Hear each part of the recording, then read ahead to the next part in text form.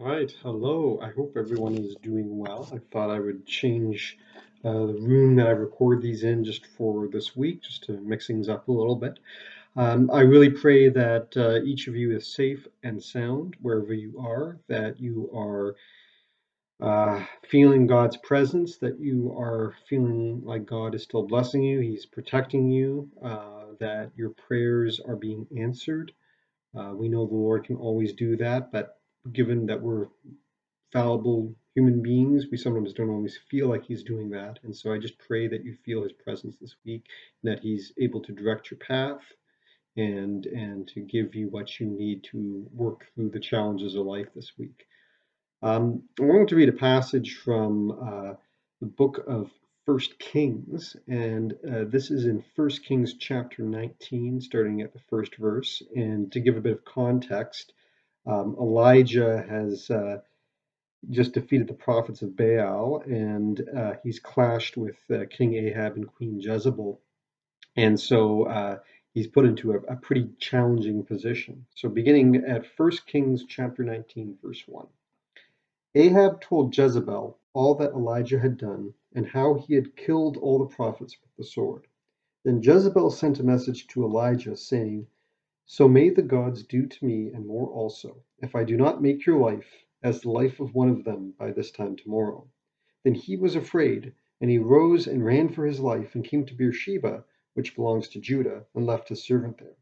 But Elijah himself went a day's journey into the wilderness, and came and sat down under a broom tree. And he asked that he might die, saying, "It is enough. Now, O Lord, take away my life, for I am no better than my fathers." And he lay down and slept under a broom tree. And behold, an angel touched him, and said to him, "Arise and eat."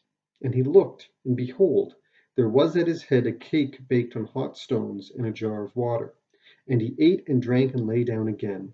And the angel of the Lord came again a second time, and touched him, and said, "Arise and eat, for the journey is too great for you." And he arose and ate and drank, and went in the strength of that food 40 days and 40 nights to Horeb, the mount of God. So that's 1 Kings chapter 19, verses 1 through 8. And I came across this passage a few days ago in my devotionals, and it was on a day that I was really feeling just worn down by the lockdown, by the pandemic, by all the demands on my time, worries for my family, for my job, for my church family. And there are days where you feel afraid, and it's very, very sudden, but there are also days where you just feel like, what's next, Lord? Is this all that there is to it? You just feel just trapped and anxious, and you just don't feel close to God. And so I was having a day like that last week, and I read this passage, and I prayed and I thought about it for a while, and I realized that the Lord was using this passage to speak to me. Elijah is on the outs with a king and queen who are not known for being very tolerant or very reasonable people. He was afraid for his life. He had just humiliated them by defeating the prophets of Baal, and so he makes what is, I think, a pretty sensible decision to flee from their rule out into the wilderness. And this would have been straight into the desert. There would have been nobody. There would have been no sustenance. There would have been no welcoming people or friendly faces. He was heading kind of out into the true desert and leaving behind just a threat to his life. And he probably, being human, we doesn't say in scripture, but I'm sure he questioned his commitment, his calling as a prophet. What's going to happen to me now, Lord? He was probably very, very uncertain of the future.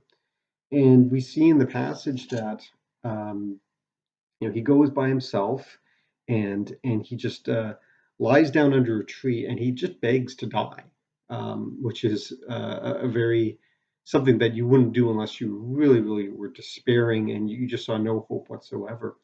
And he just says, "It's enough, Lord. Take away my life." And so he falls asleep, and when he wakes up, he realizes that he's been visited by an angel, And the angels brought him food and drink to eat, a cake baked on hot stones and a jar of water. The Lord's provided for him. And so he eats and drinks and lies down again. And then the angel comes a second time and gives him more food and drink, and he eats and drinks it. And it says he's able to continue in the strength of that food for 40 days and 40 nights, and he goes to the Mount of God. And so, just like Elijah, there are going to be times where you feel like you have to go out into the wilderness and you might despair. You might even say, Lord, just let me die. I just got no hope left. But it's at times like this when you're out, whether it's mentally or truly kind of out there, you need the Lord, at that point more than ever. And He's going to meet you there. He's going to meet you in the wilderness. He's going to provide just the very, very basic things that you need. He's going to provide His presence, and He's going to provide food and drink for you. And it might not be actual food and drink, but He's going to provide what you need to survive. And that food and drink is going to sustain you for 40 days and for 40 nights. So when you're feeling beaten down because of the circumstances that we're all in, and we all feel it, no matter how relatively privileged or disadvantaged we might be, we're all feeling this. Just turn to Scripture and turn to the Lord.